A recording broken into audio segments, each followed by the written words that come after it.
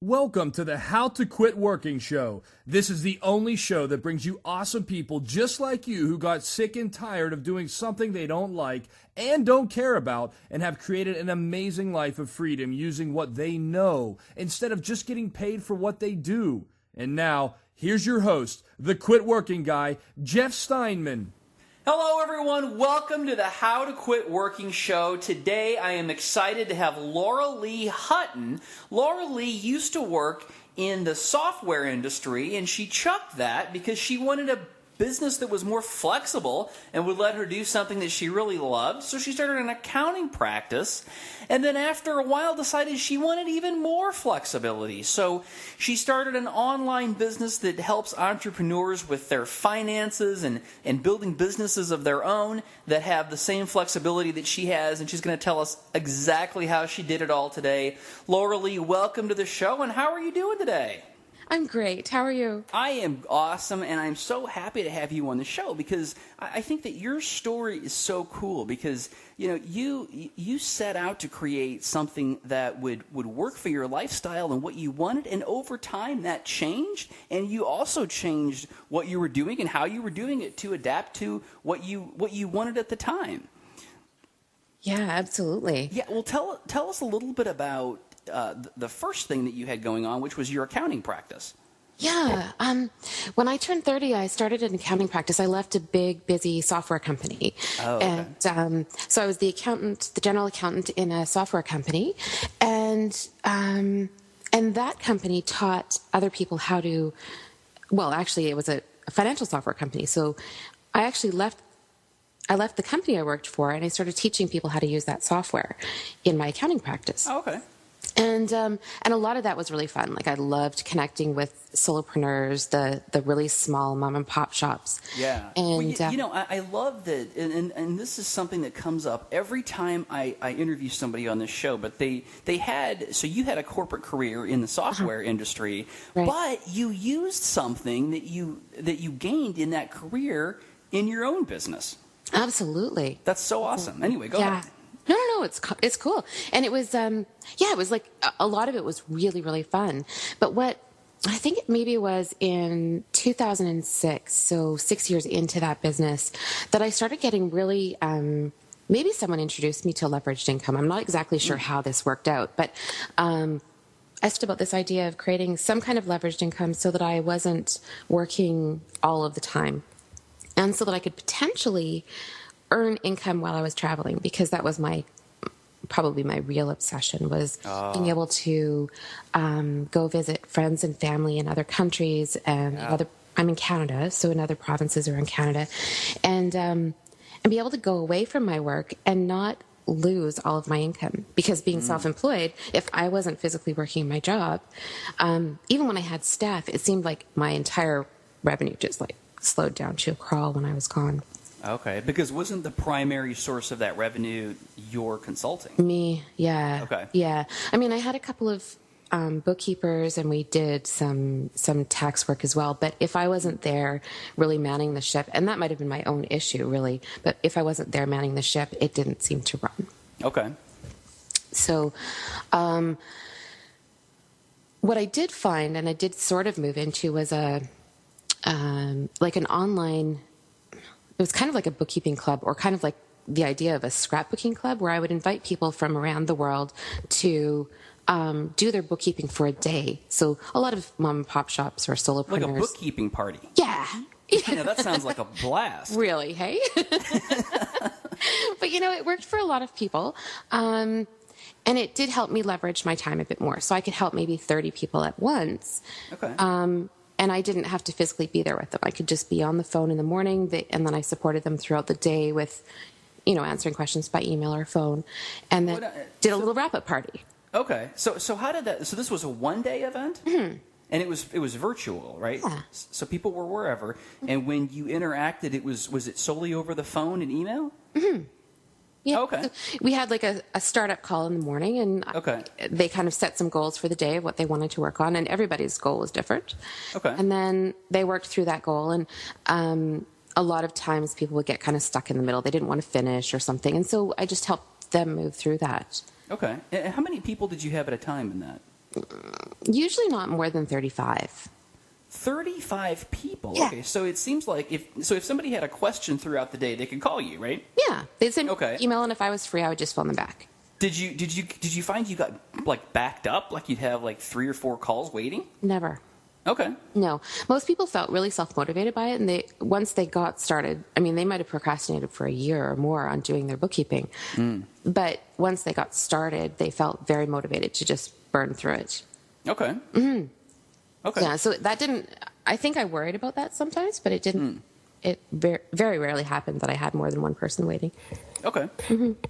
Okay. Yeah. Awesome. Well, so then what? Then, well, actually, I got really sick in 2009, and that's when after I got sick and I just wasn't working at all, I knew I needed to create something that would protect me in the future if that was to ever happen again. And that was a really interesting process. So I decided to just completely close the accounting practice down. I'd lost a lot of traction it was 3 months of being very sick.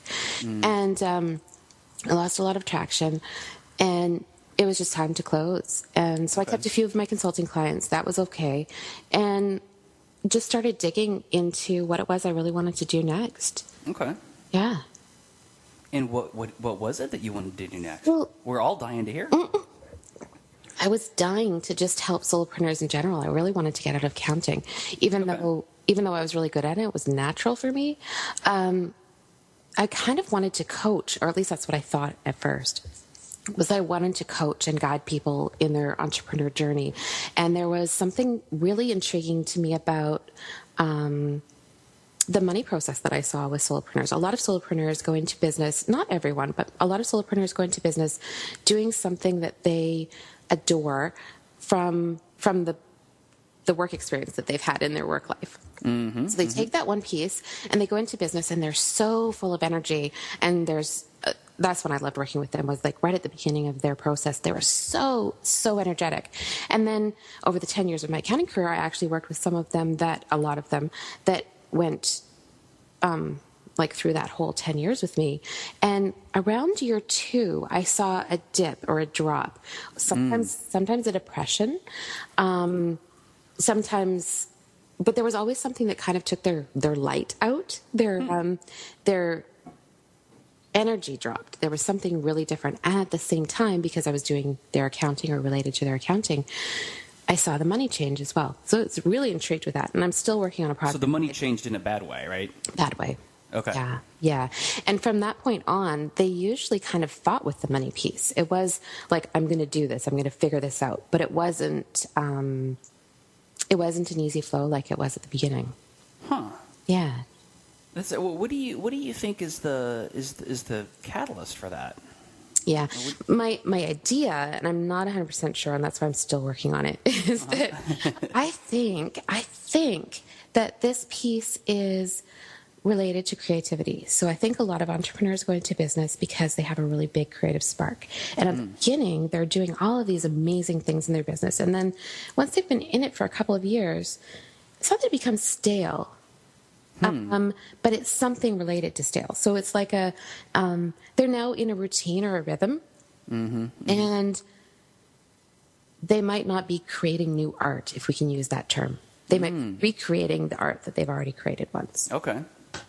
Does that kind of make sense? It does. So it's almost like it was all new and shiny in the beginning, and now it's not new anymore. We still love it. Yeah. But it's not new anymore. Providing a service to customers that are very similar to the service customers that they helped 2 years ago or 4 years ago. And it's not that it's dry, and it's not that they don't want to help usually, because generally speaking, solopreneurs are awesome people. Yeah. But yeah, it's not lighting the fire anymore. Okay. Yeah. And I think somehow it's really tied into money. Okay. Well, so what have you seen anything? And I know this isn't your area of expertise, but I do know that you have a lot of insight that I want to make sure our listeners get. But is there anything that you've seen that is helpful at that 2 year mark? Yeah, I think it's actually brushing everything off and taking a look at where they can do something that's really exciting again. Okay. So what's the new thing? And not only does that probably get them pumped up and fired up again, that's critical for their business. If you're not innovating every year or two, you're not going to be in business very long. Exactly. Yeah. And I don't think it takes very much to do that either. I think it can be, getting away for a weekend workshop and just finding something new, a new revenue stream you could add into your business, or maybe you work with a joint venture partner on some little project, or, maybe it's even just delving in to find out what your customers really need, because sometimes I think we just assume that we know what they need, and yeah. So it could be something like that. Sure. Well, so where did your journey take you next? Well, it took me to packing up everything that I owned and going away to house sit for almost 18 months. And while I was doing that, it forced me to create the leveraged income that I needed to create. Oh, okay. Yeah. So a bit extreme. Like I help a lot of people actually create a more portable business. Okay. But most of them don't really want to just like literally leave for, they have family, they have... Sure. Yeah. But I really pushed the boundary for myself by doing it. So when you went off to house sit, did you say to yourself, I'm going to go off and house sit for 18 months and I'm going to figure this business out? No. What were you saying? What were you saying to yourself? What was your expectation at that point? Well, we were actually heading out for about 3 months. We thought it would be kind of an extended vacation. I would still do some of my group work. I had And there was a significant other in your life at that point? Yeah. Okay. Yeah, and so we thought maybe a bit of camping, and we had a little MiFi unit so we could actually get internet where we were camping, and and so it just seemed like a fun thing to do.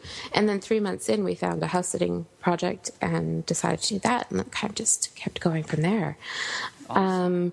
What was the house that you sat, was it in a beautiful place that you really wanted to be?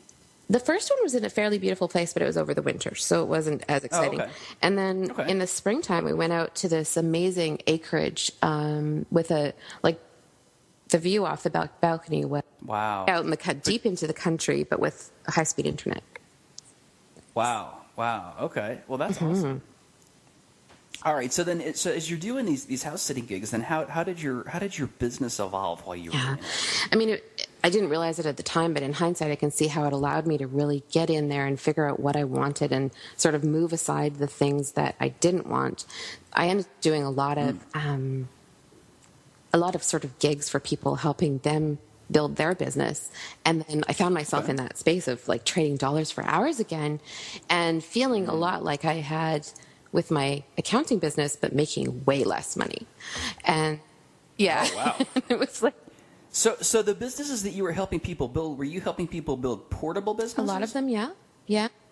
Okay, so you were helping people to do what you wanted but hadn't actually figured out yet.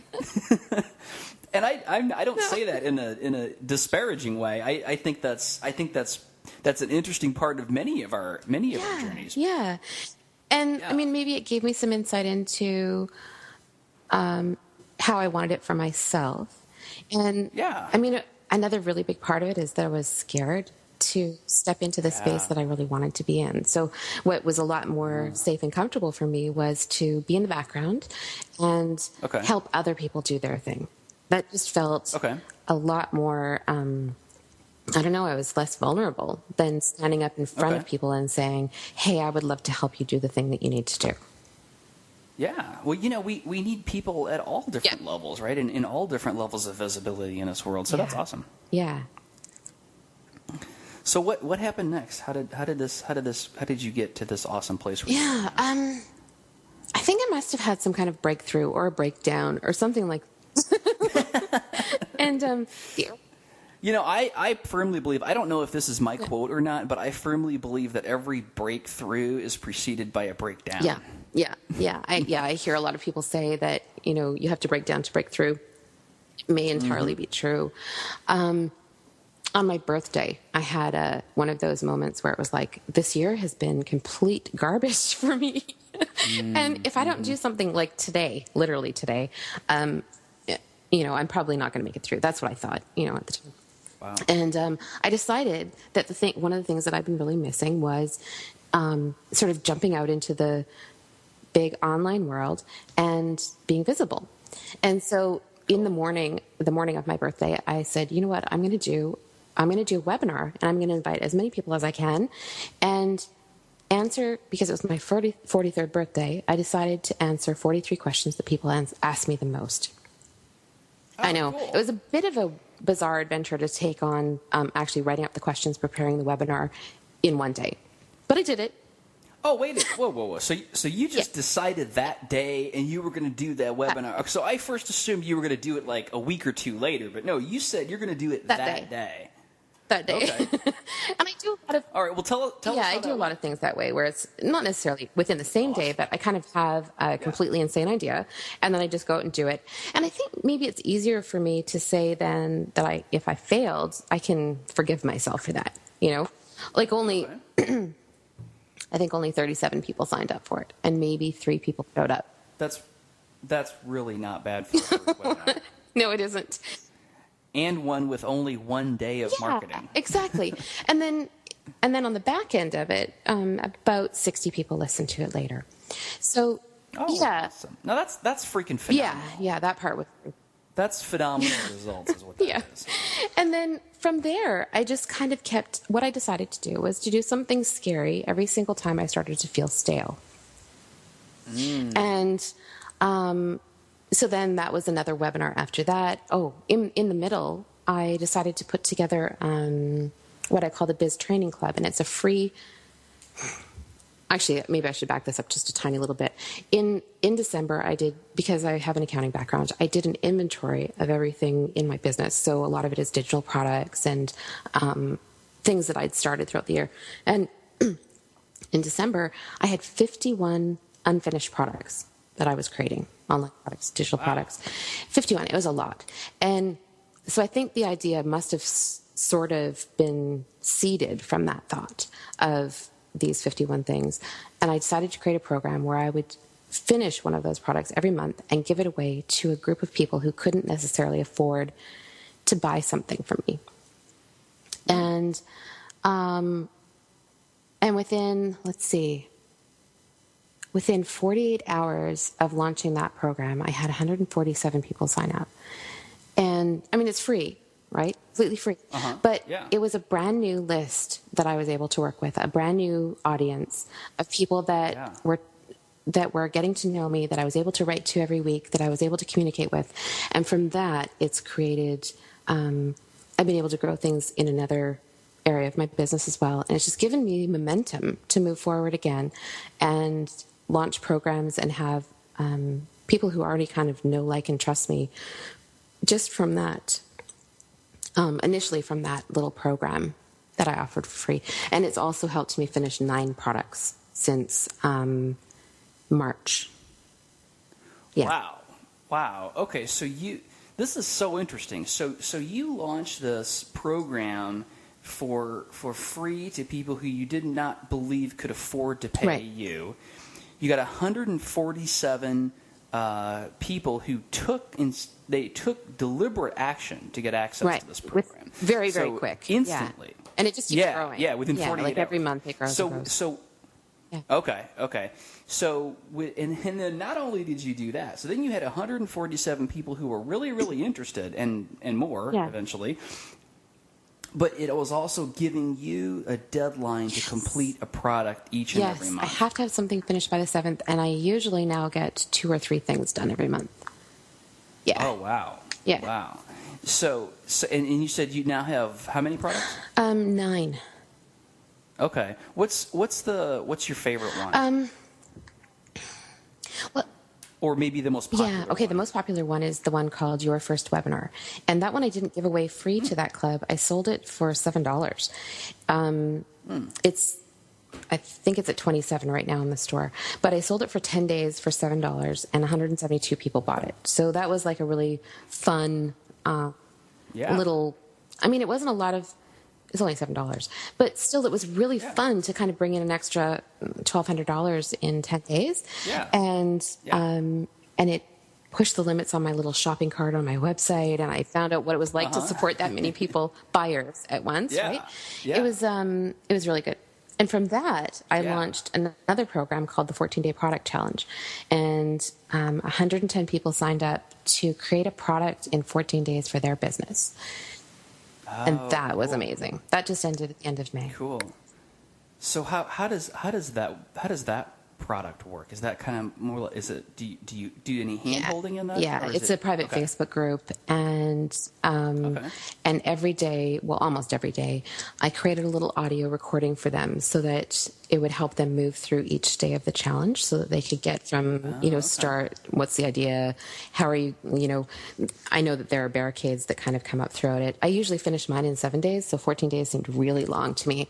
But but I know where some of the obstacles came through, and being able to watch the conversation in the Facebook group, I was able to kind of pick up on things that people were struggling with and speak to that every evening. So around midnight or 11 o'clock at night, I would create a recording and have it available for them in the morning. Okay. Now, the thing I love about that model is that you are directly engaging with those folks throughout the product. So there's no way for anybody to be disappointed or get lost in that product, because they're literally guiding where the product's going. Yeah. And I mean, there were so many things that were really fascinating. There was a group of people who would get into this process, and then they would feel this what's the word I'm looking for?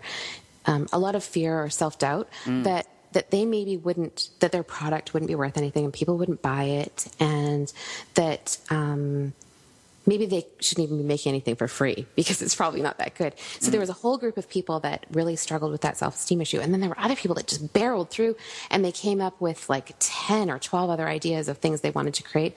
But they were able to narrow their focus down and finish that one project. And that was really cool too. That's awesome. And and it was just so much fun to be able to work with that many people going through this process with their different learning styles and different stages of business or online experience. Yeah. Well, how did you help the people who were having those self-doubt issues through? Well, I think part of what really helped them was to know that other people were going through it as well. So when I first started hearing this little whisper of it from, I'm not sure if I had picked it up in it was subtly that I initially picked it up. And so in the call that first evening when I heard it, I invited people to ask for help in the group, or if they really were feeling uncomfortable, to just send me a private message. And that actually really worked. I probably had 15 people write me in the next 24 hours. Okay. They just said, I can't do this. I can't make it through. And we talked through it. And if there was a specific stumbling block or something that I knew that I could help them with, maybe they were struggling with the framework of what they were creating and they didn't feel like that was good enough. So I helped them figure out the framework. And some people just needed a little kick in the butt. Sure. A gentle kick in the butt. Yeah. We all need that every once in a while. Yeah, absolutely. Absolutely. I think it was just listening to the sort of vibe in the group and then keeping the momentum going. Okay. That's awesome. So what do you feel like out of that transition that you've made from consulting with people one-on-one to doing the digital products? What's the best part of that? The best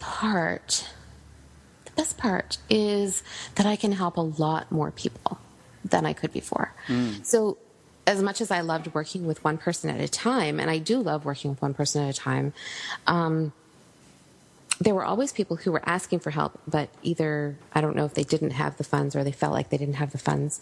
Now I can actually help people where they're at with things that are already created, so they can just pop in, jump over to my website, grab something if they need to, and they can start their journey and then come to me when they need help. I see. So now you said you love working with people one-on-one. Do you still do that? I do some. I'm trying really hard. At least I would love to throughout the rest of 2013 to not really do any one-to-one work. Oh, okay. Just because I would love to be able to get this part of my business really stable where I'm able to, and because I know that it's it's almost like a bad habit where I want to just get back in there and earn dollars for my hours, trading my hours. And then it becomes a slippery slope. And what I found is that I sort of started to resent those people, and it's not their fault. But I resented helping them build their business when I wasn't focusing on my own. Oh, wow. That's interesting. Yeah.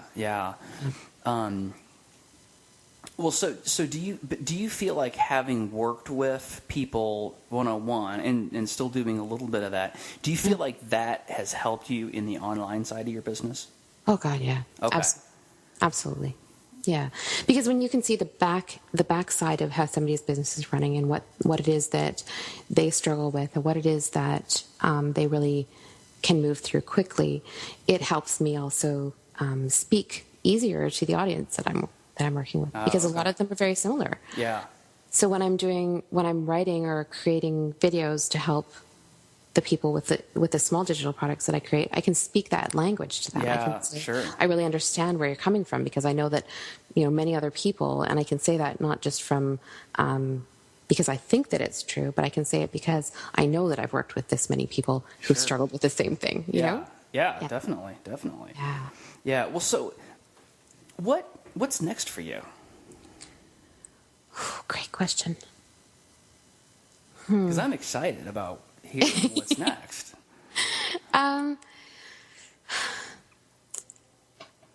Let's see. Well, I'm really looking forward to doing a couple more of these product challenges, and or something else that I suspect there's going to be something else that kind of creeps up in that same line that's helping people move through.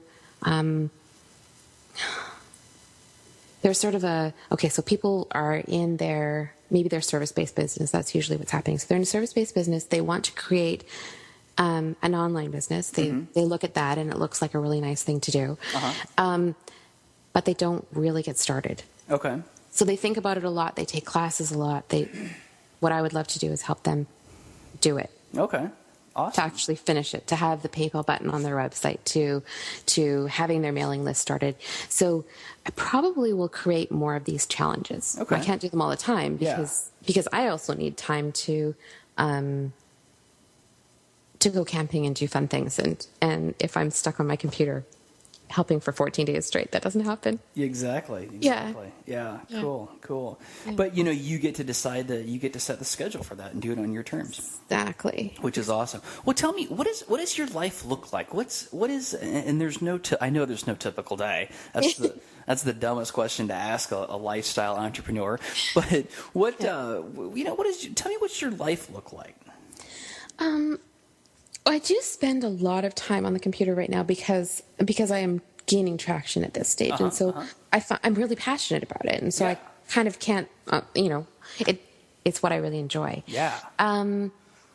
But I mean, if we use this past weekend as an example, we had an idea on Thursday. It looked like it was going to be really nice weather, and we just decided to pack up on Friday and head out of town for 3 days. Oh, awesome. And we went to some natural hot springs, and we just camped out in the wilderness, and it was fantastic. So we got back last night, and it was just it was really good. Completely unplugged. There's no internet. There's no power. There's just completely unplugged.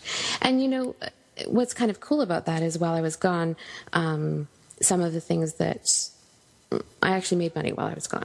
Which awesome? didn't used to happen. Yeah. I mean, it wasn't a crazy amount of money. I still need to do a lot of marketing to bring in decent money, but it was something, and it was really encouraging. It was cool to log in and see that this morning. So. Yeah, no, that's awesome. So, you were able to gain some traction, it sounds like, really, really quickly relative to a lot of folks who were getting started in this industry. And I suspect that you did a lot of that using many of the contacts that you already had from your accounting practice. Is that right?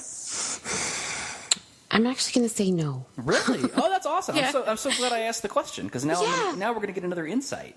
Yeah. No, that group of people, I mean, I'm still in touch with them, but they're in a segmented part of my email list. Okay. And I reach out to them a couple of times a year and just keep in touch. But no, I started building through some online groups. I started, in 2011, I I took an online class, and in that group, we have new students that come in every year, and we stay on as alumni, I guess. Oh, cool. And there's 6,500 of us in that group now online. So we kind of have this, it's like a bit of a big sorority online. And that really, that connection has made a huge, huge impact because a lot of people in that community know me and they recommend me to other people. And so it's created this really interesting online economy. And so there's that. And then I join other online groups. So a lot of it is, it's jumping in and participating in online communities. That's awesome. And, you've got a skill that anybody with a business, online or not, needs, right? Mm-hmm. Yeah. Yeah. That is very handy. So what would you say is the biggest mistake that you made while you were building this? Mm-hmm. Biggest mistake absolutely was not taking action. It was staying, it was probably, that decision to not be visible or,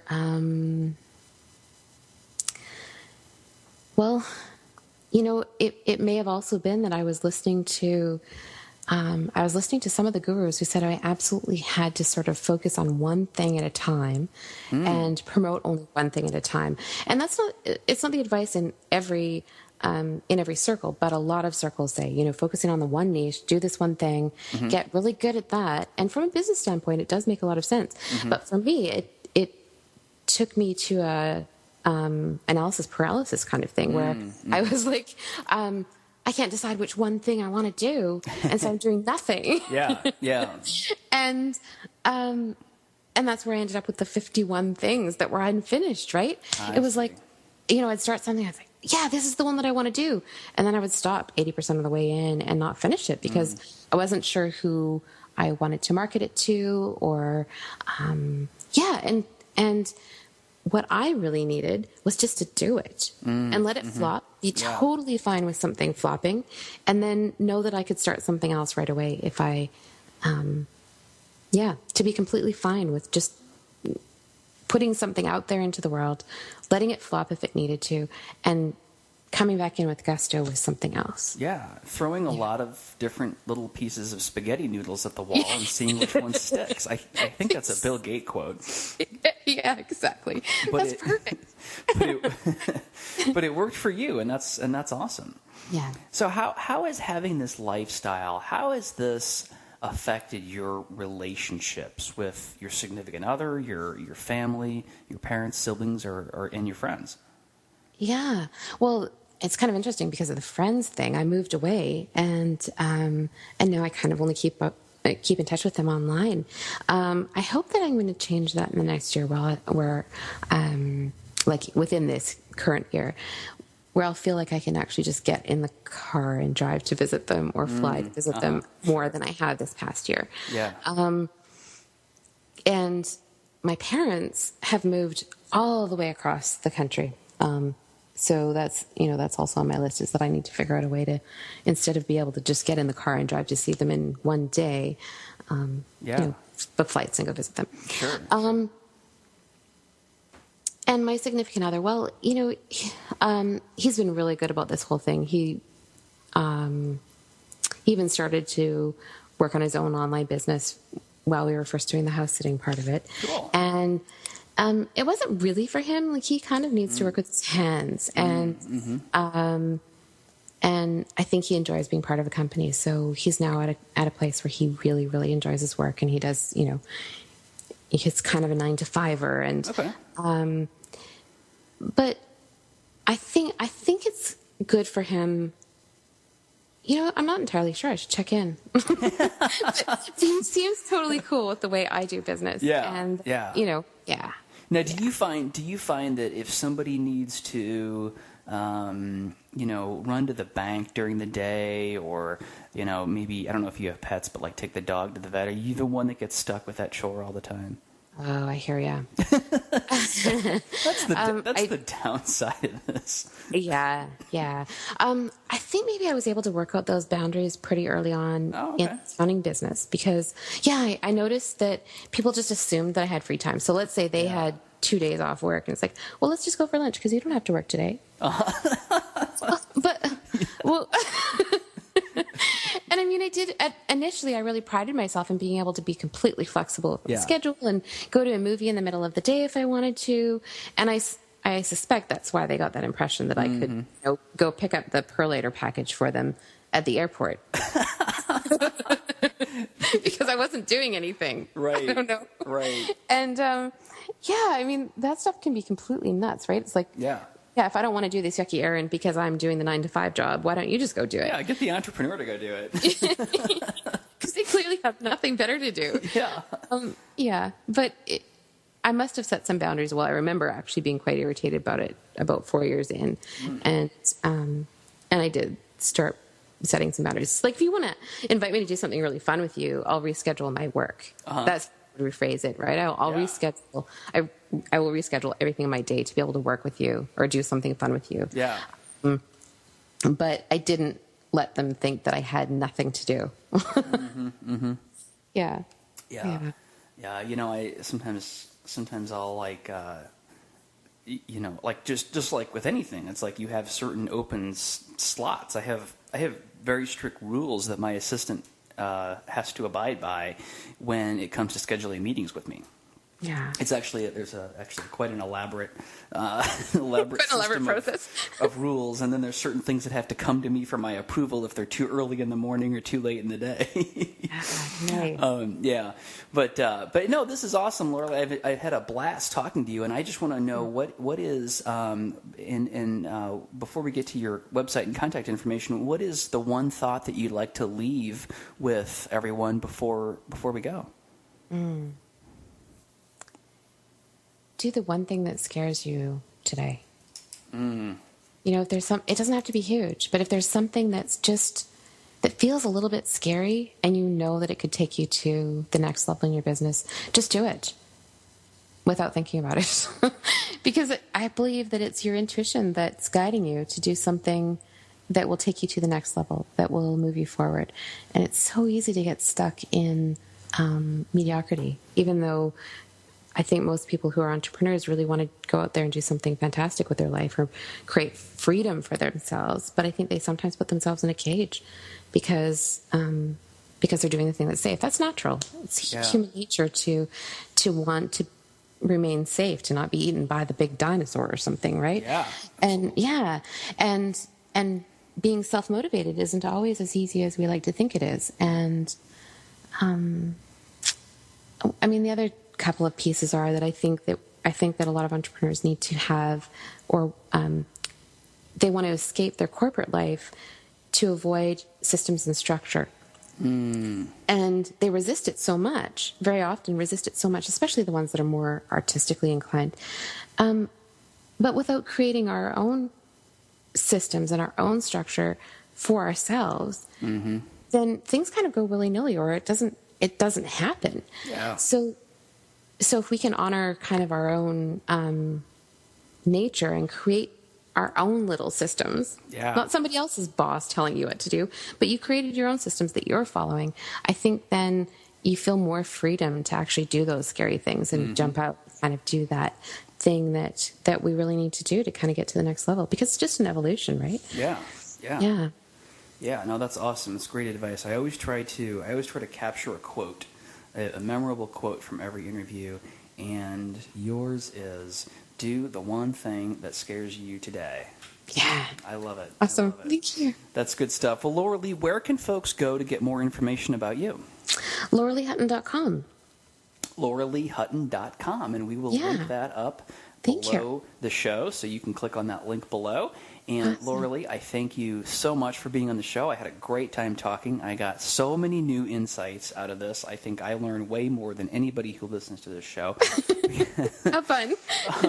Which is the best part of it. And but thank you very much, and I wish you the best in everything that you're doing, and I look forward to staying in touch. Awesome. Thank you, Jeff. It's been fantastic being here. Thank you. Thanks for joining us on the How to Quit Working show. Tune in next time when we'll talk to another amazing person just like you who is now living the ultimate life of freedom and doing it on their terms. If you want to learn how to quit working and get these episodes delivered directly to you, visit howtoquitworkingshow.com.